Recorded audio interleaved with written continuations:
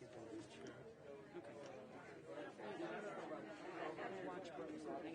have Hebrew name, right? Yeah. Okay, you'll tell me later. Okay. For people to get back on. Oh, there's a delay. I think you can start. It's fine. We can wait for a minute. It's Bible Ben Shmuel, but I'll tell you. Bible bench one? Yeah. Okay. You'll remind me. You start. What are you seeing? Ashrei Ha'ish, Psalm number 1.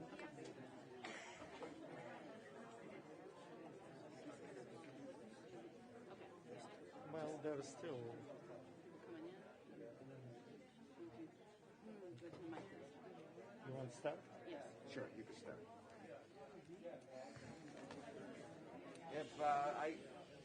If you have a cell phone, will you please put it on silence? We're going to start the service. Or maybe they'll listen to you. Yeah. I doubt it. Do I know you? Do I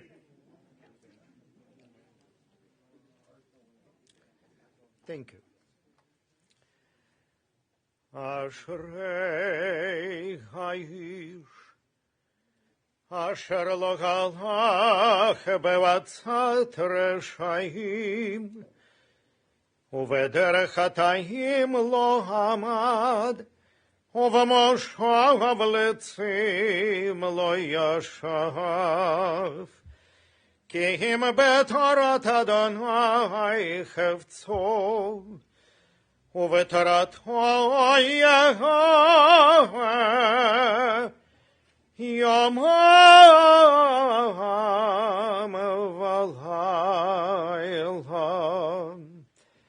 והיה כהד שתול על פלגי מים אשר פריו ייתן ביתו ועליו לא ייבול וכל אשר יעשה יצליח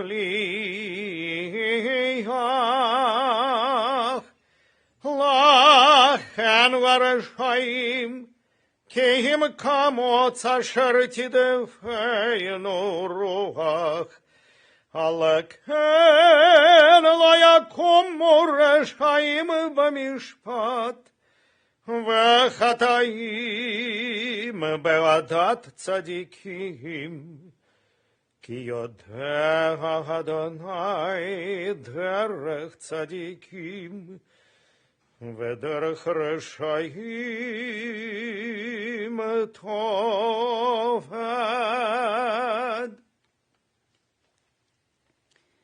We gather together today as a dear family and friends of Fred Stewart Mervis. As we mourn his loss, must also celebrate the full, rich life he led. Death has taken our beloved Fred. Friends grieve in their darkened world. In their silence there is lamentation. In their tears there is loneliness. Lost in their sorrow may they find the presence of loving friends. Hear them, O God, and be with them. For his love that united us in life and which death cannot sever. For his companionship which we shared along life's path and which still continues through the tenderness of memory. For the gifts of his heart and his mind which brought us joy and happiness and now become a precious heritage of the Spirit. For all these and more, God, we give you our praise. In his sorrow, Job cried out, Adonai Natan, B'nai Lakach, Yehi Shem Adonai Mevarach. God has given, God has taken away. Blessed be the name of God. An ancient people, we are well acquainted with grief, with the valley of shadows. Death and sorrow are not strangers to us. Yet the centuries have taught us that a good name endures beyond the grave, and there is strength in faith. With Job we say, Adonai Natan, God you have given. You gave us a loved one who will not be forgotten. For all was good and enduring in his life, we offer the deepest thanks of our hearts. A poem entitled, To My Father. A giant pine, magnificent and old, stood staunch against the sky, and all around shed beauty, grace, and power. Within its fold, birds safely reared their young. Beneath was gentle, and the cooling shade gave cheer to passers-by. Its towering arms a landmark stood erect and unafraid, as if to say, "Fear not from life's alarms." It fell one day. Where it had dauntless stood was loneliness and void.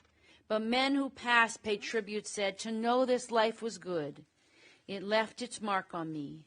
Its work stands fast. And so it lives, such life no bonds can hold. This giant pine, magnificent and bold. Take time to talk, for you may ask of all things unknown to you. Take time to laugh, for smiles relinquish sorrow and spread happiness. Take time to think, for the realm of knowledge is never ending. Take time to see, there is beauty in every part of the world around you. Take time to feel, for the emotions of your heart often control the reasoning of your mind. Take time to live, for each day is filled with new opportunities that will be gone tomorrow. Take time to dream, for survival is forever challenging the powers of your imagination. Take time to love, for the sharing of all these things is the true miracle of life. Adonai ro'i lo exar, bina desha yar bitzeni, amei menachot yanachaleni. Please join me with the familiar words of the 23rd Psalm. The Lord is my shepherd, I shall not want. He maketh me to lie down in green pastures. He leadeth me beside the still waters, and restoreth my soul. He guideth me in straight paths for his name's sake. Yea, though I walk through the valley of the shadow of death, I shall fear no evil, for thou art with me. Thy rod and thy staff, they comfort me. Thou preparest a table before me in the presence of my enemies. Thou hast anointed my head with oil. My cup runneth over. Surely goodness and mercy shall follow me all the days of my life, and I shall dwell in the house of the Lord forever. Amen. The Baal Shem Tov, the Hasidic Rebbe, once observed that there are 3 ways to mourn. The first is with tears, the second is with silence, and the third is with song. When we mourn someone truly beloved, we experience all 3. Tears at first, then silence as our grief settles more deeply, and finally song as we're able to celebrate the memories we hold deep in our hearts. So today, the time for tears as we say our final goodbyes to Fred. We'll each remember Fred in our own way. Marcia, you remember Fred as your beloved husband. Laurie and Jeff, Amy and Ellie, you remember Fred as your devoted father. Jamie and Sean, Adam, Courtney, and Jessica will all remember Fred as an adoring papa. And Fred was a caring brother and brother-in-law to Dorothy of blessed memory and Lois, and a dear uncle to Lisa and Justin, Lynn and Bob, Shirley and Steve, Gary and Courtney, and Michael and Linda. Fred had a large family with many dear cousins, and he loved being surrounded by his family. Fred was born in Pittsburgh, Pennsylvania, on February 21st, 1938, to Carolyn and Samuel Mervis. Fred grew up in Squirrel Hill on Severin Street with his sister Dorothy. In his younger years, Fred worked in his father's apothecary, and Fred never lost his Pittsburgh accent. He was a lifelong Steelers fan. Fred graduated from the University of Pittsburgh and then came to Cleveland because his cousin Darwin offered him a job running a company which sold used metalworking machinery. Here in Cleveland, Fred was set up on a blind date with his beloved Marcia. They dated for about a year, and then Fred went to Marcia's father to ask for her hand in marriage. Fred surprised her by hiding an engagement ring in a box of candy. They were married by Rabbi Cohen at Park Synagogue on May 24th, 1964. They shared 58 wonderful years together. Laurie was born the next year, and then Amy 3 years later. At first, the young family lived in an apartment on Warrensville Center Road, and then they bought a house on Laurelhurst in University Heights. In the mid-'70s, they moved to Beechwood. Laurie and Amy have fond memories of many, many family road trips and playing radio together in the car. Fred served as president of the Kidney Foundation of Ohio and Machinery Dealers National Association. Fred was proud of the landscaping business that Ellie and Amy built together. He joked about truck number 12. Fred became their self-appointed supervisor and loved to come see the jobs that they were doing. Fred enjoyed his boat, which he kept at the 55th Street Marina, and he loved his golf and card games at Beachmont. Fred was a heavy smoker and a heavy drinker. He knew how to enjoy life. Every morning, Fred went to Corky and Lenny's to have breakfast with the guys. And on Sundays, he went with his grandson and best friend, Adam. Fred would always order his favorite, a hard roll with lox and cream cheese and a thick slice of onion. Fred adored all of his grandchildren and had a special relationship with each of them. He was so proud of his oldest, Jamie, for becoming a nurse. He called her Nursey or Jamila. Courtney and Papa shared a 3 p.m. phone call every day from her home in Washington, D.C., and Papa liked to discuss machinery with Jessica, his mechanical engineer, and he also liked to call her Miss Walmart. When Fred called his granddaughters in Florida, he would say, "It's Papa from up north." Fred taught all of his grandchildren to drive. He loved being their Papa, and they were the most important things in his life. And so today may be a time for tears. We are saddened by the loss of Fred, but we learn much from him, especially how to care for one another. Let these tears serve to strengthen and uphold you as a family. There's a story in our tradition about a rabbi who once passed an old man planting trees. "Sir," he said, "why are you planting those trees? You'll never live to see them blossom." But the man replied, "My ancestors planted trees, not for themselves, but for us, that we might enjoy their shade and their fruit. I too do the same for all those who will come after me." Fred planted an orchard for each one of us, an orchard filled with devotion and with love, and these will always be here for us. We must be grateful that we're able to share in Fred's life. Tomorrow there'll be fewer tears, more silence. As the Baal Shem Tov noted, it will be a time for pondering, a time for contemplation. Fred will become a greater part of our characters and our very beings as we integrate the memories and the values he taught us into our own selves. But finally, there'll come a time for song. The time will come when we can celebrate Fred and recall all that we learned from him and how he touched each of our lives. May he rest in peace. Zecher Sadik Livercha. May the memory of Fred Stewart Mervis be a blessing. And let us all say amen. I'd now like to invite Fred's nephews, Gary and Michael, to share some personal words about their uncle.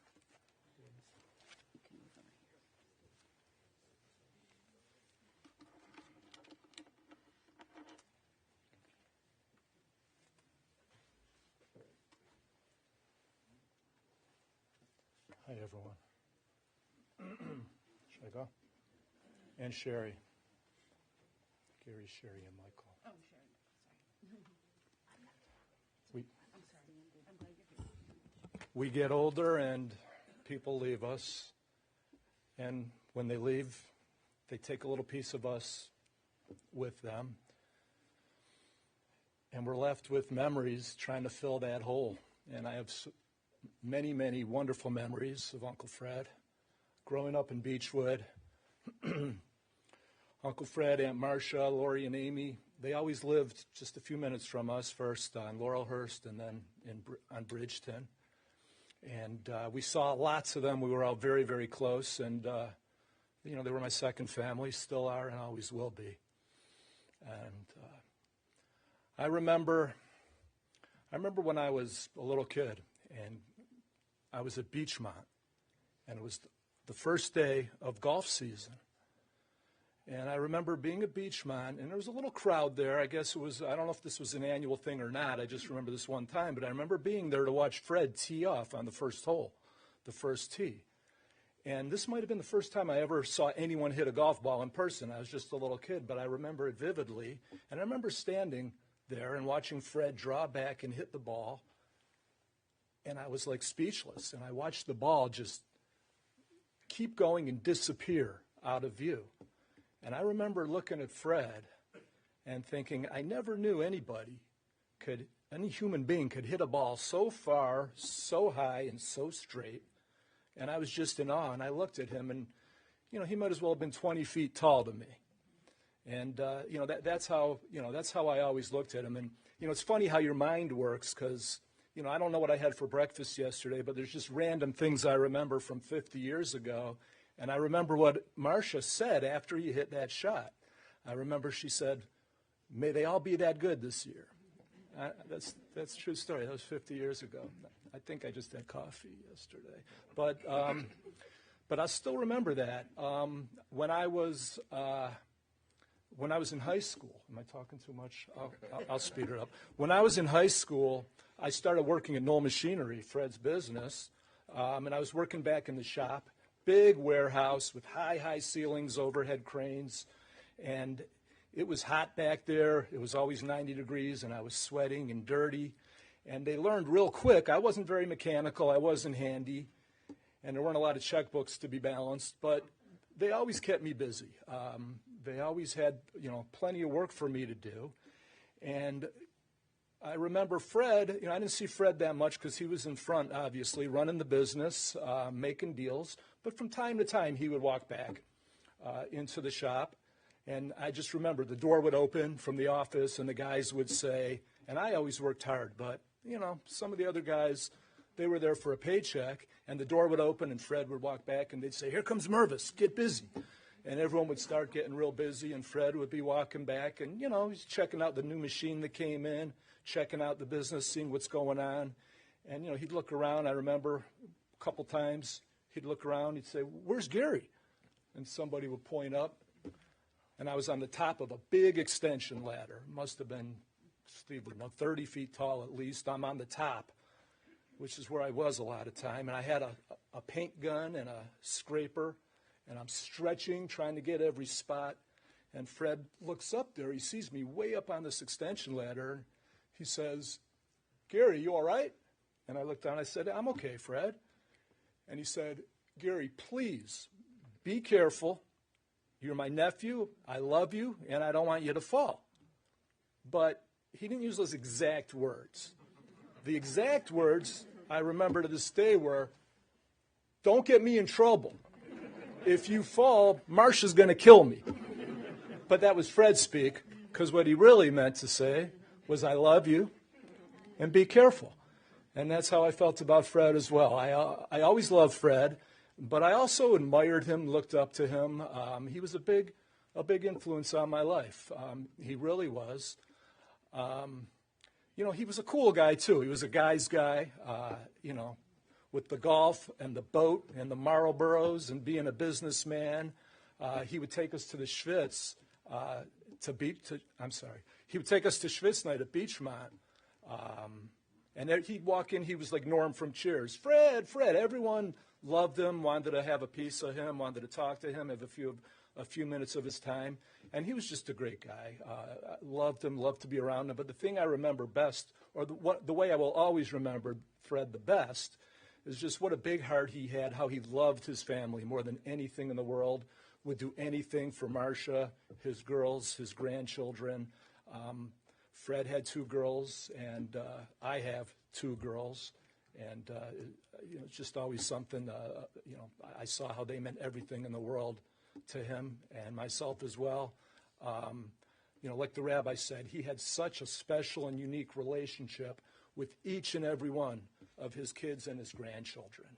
And I know I have to finish, but just real quickly, I want to say that as wonderful as Fred was, as much as he would do for his family, and he always put them first, what really is a tribute to Fred and what kind of person he was is how his family rallied around and took care of him when the tables turned, because he always took care of them. And when he needed it, when his health started failing, everybody was there for him. Marcia always made sure that she was looking after him, that nothing happened to him. She moved to where he would be best taken care of, putting herself second. Lori and Amy were just unbelievable. Lori, back and forth from Florida constantly. She's the boss. She was the orchestrator, and she's the best. Just, stay out of her way. She coordinated everything. She was there for him, talking to the nurses, coordinating the health care. I'm sorry. And Amy was right there by her side, doing everything. They didn't miss a beat, and they made sure that Fred was as comfortable as could possibly be. The rabbi already talked about how close he was to all his grandchildren. He had a unique, special relationship, not with them as a whole, but with each and every one of them. And I better shut up because I'm going to be in big trouble. But Uncle Fred, you were one of a kind. I'll always, I love you, and I'll always miss you. And rest in peace, Uncle Fred. I'm sorry. That was beautiful, Gary. Now, a lot of the stuff Gary said and Rabbi Marcus said is in my speech as well. So one of the things that I'm going to say is Uncle Fred was a guy's guy. And like Gary said, he was very cool. And if Uncle Fred had something to say and something on his mind, he would say it. If he liked you, it was a really, really good thing. If he did not like you, he would not be afraid to let you know. Many of you that knew Fred Mervis had your own opinion of him. The version I had of Fred was that he had a heart of gold. He loved his kids. He loved his grandkids. And one thing I loved about Uncle Fred, he would ask a lot of questions because he took interest in all of our lives. To all my friends that knew Fred, and to my dearest Linda, he would always say, call me Uncle Fred. Right, Linda? You remember that the first time he met her. Call me Uncle Fred. You knew he loved you when he said that. Uncle Fred was not just my uncle. He was my godfather.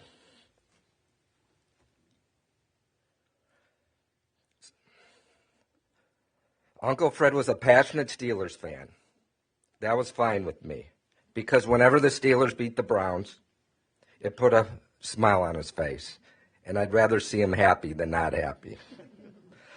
Uncle Fred would also come to my softball games every Sunday. He'd stay for a game, and he would sit on the bench, and he would love going to the games. Everybody on my team knew what was going on. They'd say, oh, here comes Uncle Fred, and he was a big part of my life with that as well. Also, I joined Beechmount Country Club because of Uncle Fred, and he was my sponsor, and he wrote a nice letter of recommendation for me as well.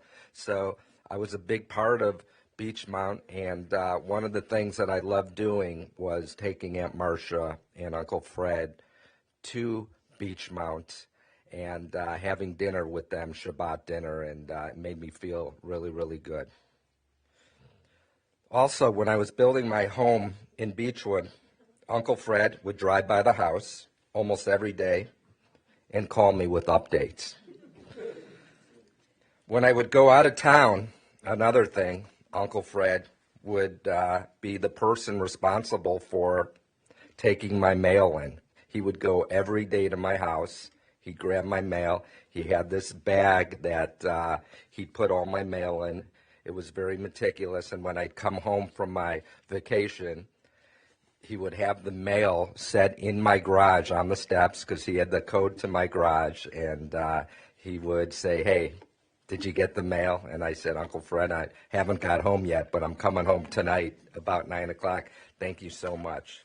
But one time when I went out of town, I didn't ask him to do the mail, and he got very upset, so that never happened again. Like Rabbi Marcus said, Uncle Fred loved eating his lox and bagels every morning on that Kaiser roll and with that big onion at Corky and Lenny's. And every year on February 21st, which was Uncle Fred's birthday, yours too, Suzanne, I didn't forget about you, I would call my friend Kenny, the owner of Corky and Lenny's, and I'd say, Kenny, today is Uncle Fred's birthday. Will you do me a favor and pick up the check for him and take care of his breakfast for him? And Kenny would always do that, and I appreciate you for doing that, Kenny. And whenever I did something special for Uncle Fred, whether buying breakfast or put a gift card in the mail for Corky and Lenny's, I would always get a call back from Uncle Fred later that day saying, Michael, I received that. You didn't have to do that. That was so special. Thank you so, so very much. So that was the heart he had. And once again, Uncle Fred had relationships. We had such a special relationship that I honored, but he had a special relationship with all his kids, his grandkids, and that's what made him special.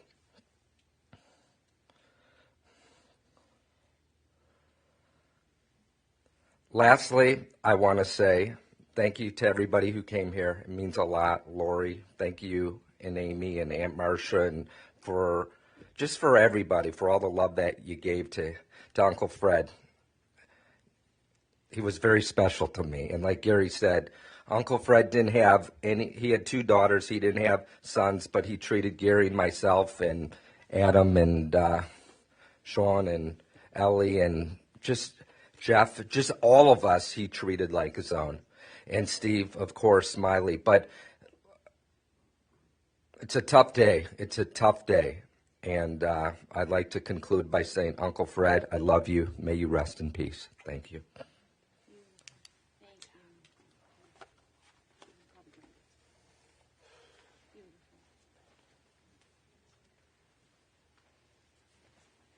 Thank you. And now we'll hear from Fred's grandchildren.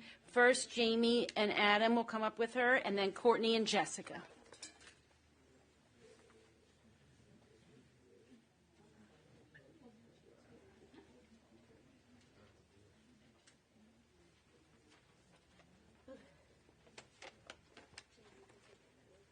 I'm okay.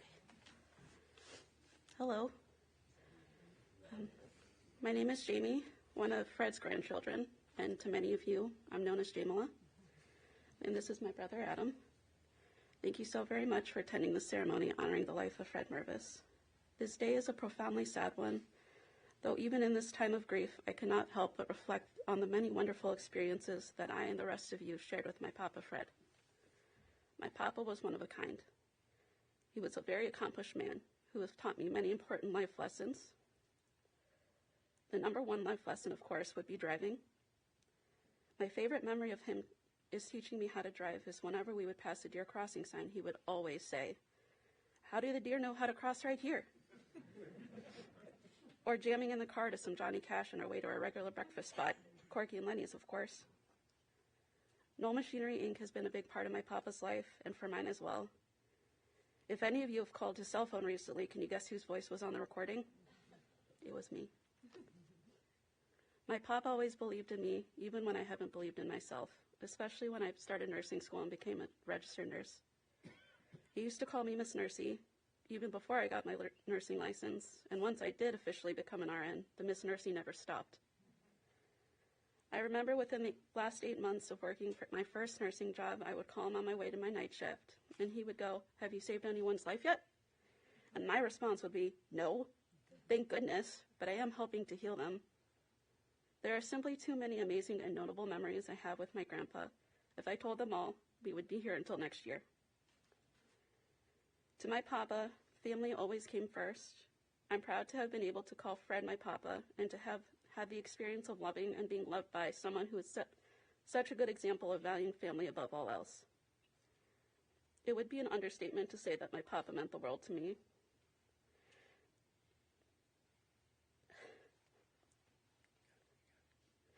He has left such an impact on my life.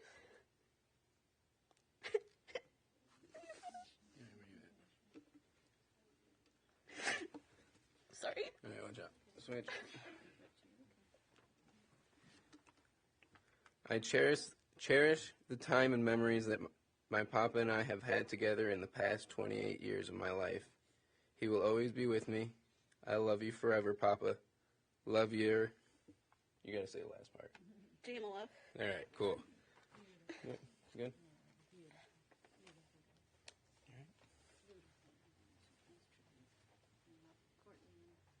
Courtney and Jessica can come over.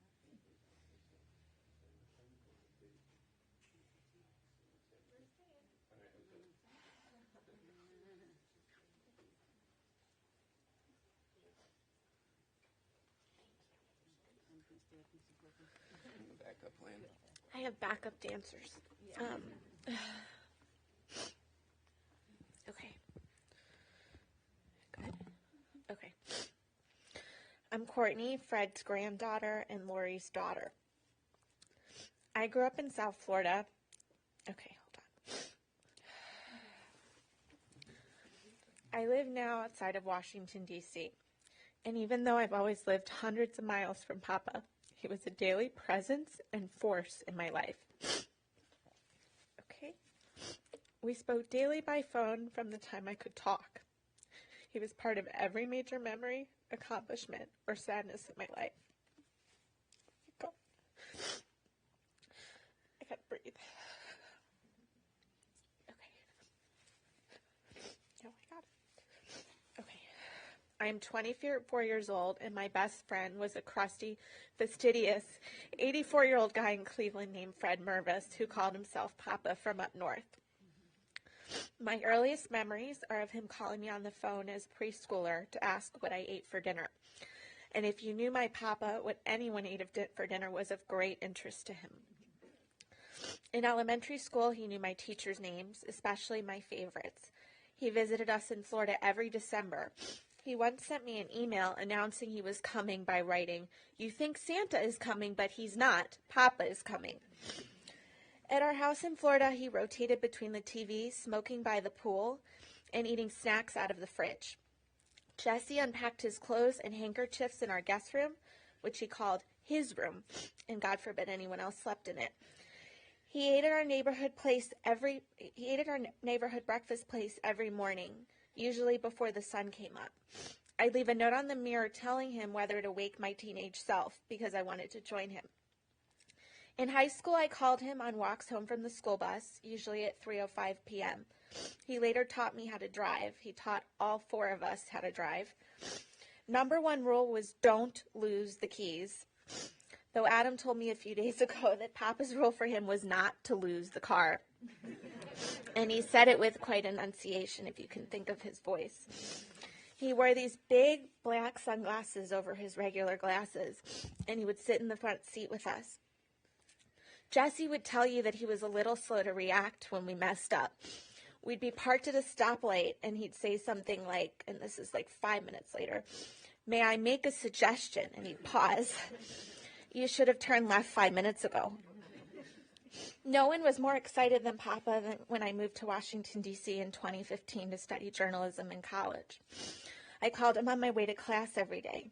My junior year, I was editor of the school newspaper. I tell you that because Papa wore a sweatshirt with the newspaper's name on it proudly, to the point where Grandma told him to stop wearing it because it was getting worn out and she was sick of it.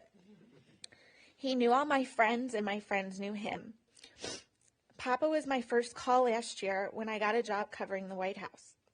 He wanted me to change my name on the stories I wrote to Courtney Mervis, or Courtney Mervis Rosen. Very much did not like that I did not have his name. He would tell people his granddaughter knew the president and wrote for Blomberg. I'd sometimes call him from my landline in the White House basement around lunchtime because my cell phone didn't always work. He got a kick out of my stories about the Secret Service, and he was also convinced that they were listening to our calls. I called him one afternoon and said something like, "It's court, I'm at work." His response, "I love the president," and then he hung up the phone. He didn't want them to hear him not love them. He relished his routines. Everybody else has talked about food, but he ate a hard roll with a 1/4 inch of an onion, cream cheese, and a thin slice of Nova Lox every morning at Corky and Lenny's. Adam ate with him there on Sundays before going to his house on Bridgeton Road to do whatever home improvement project Papa had cooked up for him that day. He drank a J&B on the rocks with a splash of soda or a vodka with a twist of lime. He disliked long lines, drinking Diet Coke straight out of the can, and seatbelts. And once he came up with a name for one of us, it stuck. He called Jamie Nursey, even before she became a nurse. Her other nickname was Jamila. I know she told you that.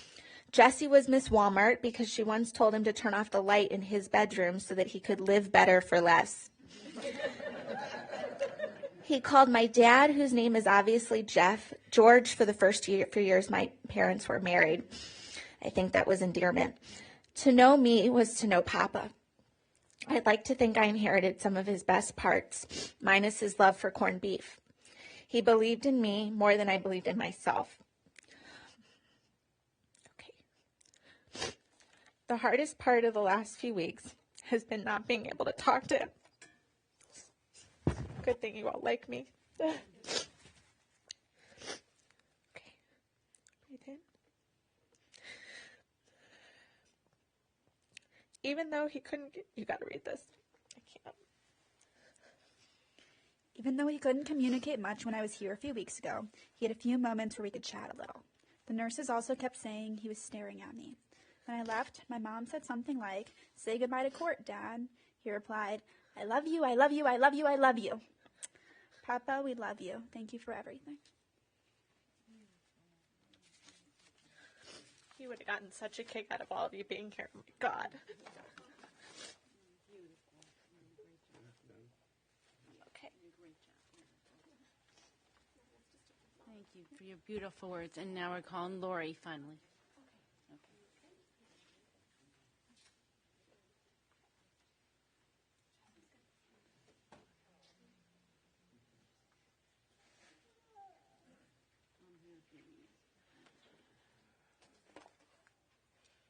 Kleenex.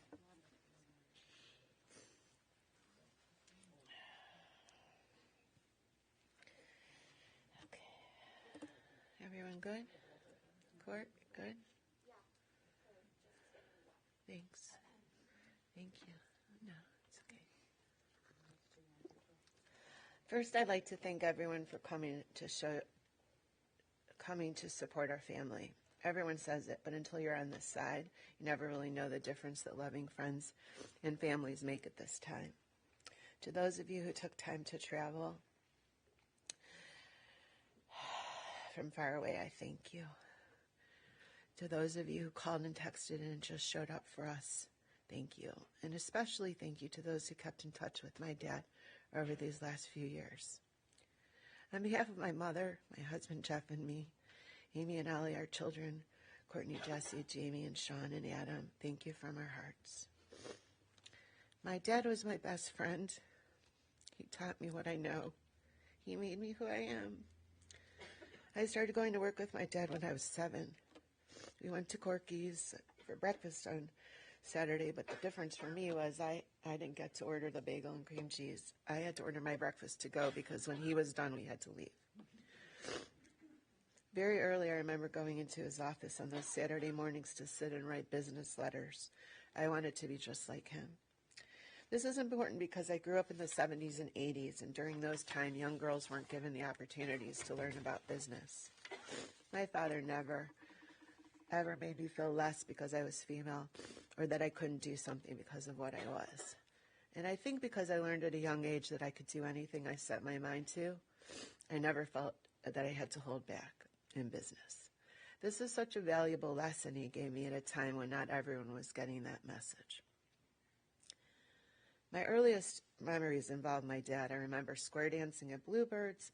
I remember him warming my hands at the bowling alley at Pepper Lanes. I was actually a decent bowler. I remember that in high school, there was always a party at my house because my parents thought it was safer to have everyone under their roof, and because Michael wanted it that way too. So they would turn somewhat of a blind eye, I suppose, and meanwhile, there was always lots of pizza.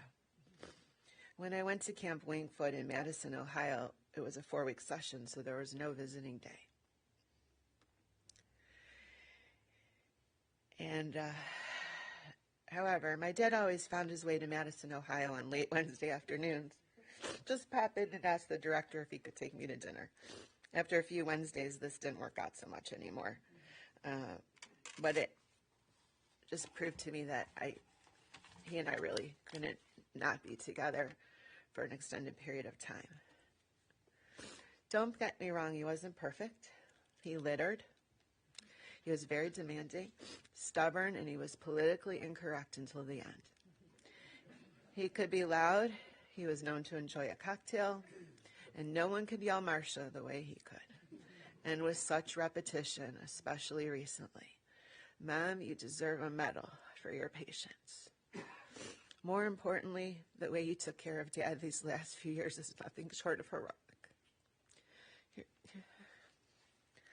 Your love and compassion was remarkable. I know it was hard.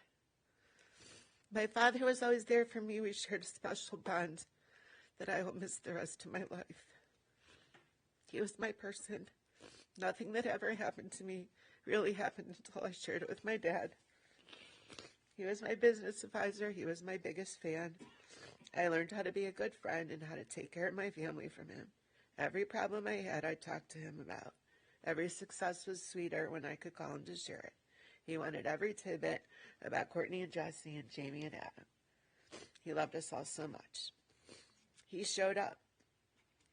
I know I broke his heart when I moved to Florida, but he adjusted and decided to come to me instead. When I was in college, he came every quarter. When I started working, that often, if not more. And when I had Courtney and Jesse, forget about it. We made his own room. Because of this, there's not a pivotal moment in my life that I remember without my dad in it, or very close to it. I will treasure that for the rest of my life. We talked every day. This is a tradition with my daughter Courtney. That is now a tradition with my daughter Courtney, and I always joke that if I missed a day, if he didn't get me, he would get Courtney. He was so proud of her, and he loved hearing about her life. He was proud of all of his grandchildren. Jesse, his engineer, got to spend so much time with him one summer when she interned in Lima and spent weekends with him and my mom. They had the same interests, and he understood that Jesse was her own person. Let Jesse be Jesse. Jamie, his first grandchild, his pride and joy. Jamie, the nurse, could always make him smile and took so special care of him at the end. Thank you for everything you did to help me this week. You make a great syringe. He will be so disappointed to not see her. He will be so disappointed to not see her married, but I know he will wish you the utmost happiness. And Adam, who he adored, they got each other. They shared an unspoken understanding, a true connection with jokes and nods that only they knew. Adam understood my father's special smile. One thing that made my dad so happy at the end of his life was the close relationship between me and my sister Amy. I'm forever grateful that Amy and I are now bonded in a new way.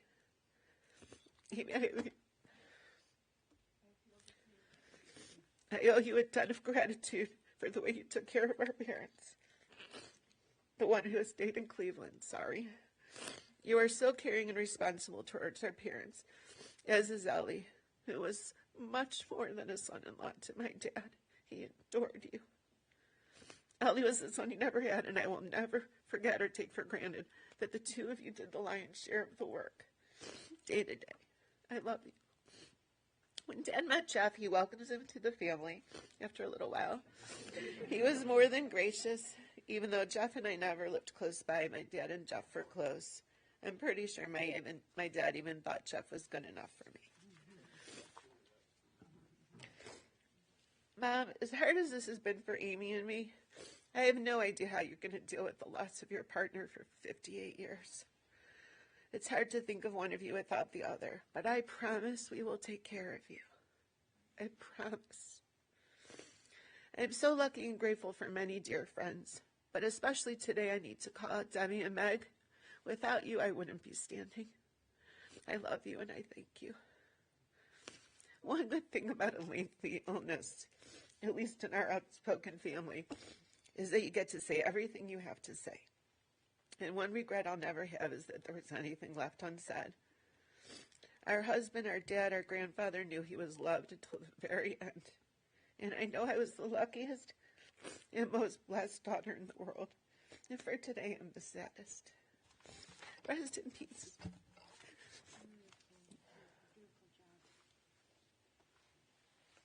Thank you all for your beautiful, loving words. And if you're able, please rise now for El Malay Rachamim.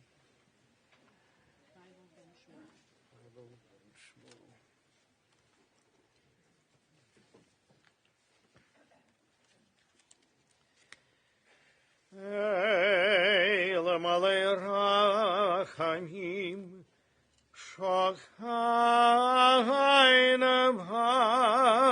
Hamramim, Hametzemeno Hanechona, Tachat Kanefei Ashkina, B'mahalot Kedoshim Adharim, כזוהר הרקיע מזהירים את נשמת פייבל בן שמואל, שהלך לעולמו בגן עדן תהי מנוחתו. הנבא ולרחמים, אז תירגעו בסתר כנפיך לעולמים. ותצרור בצרור החיים את נשמתו, אדוני ונחלתו, וינוח בשלום על משכבו, ונאמר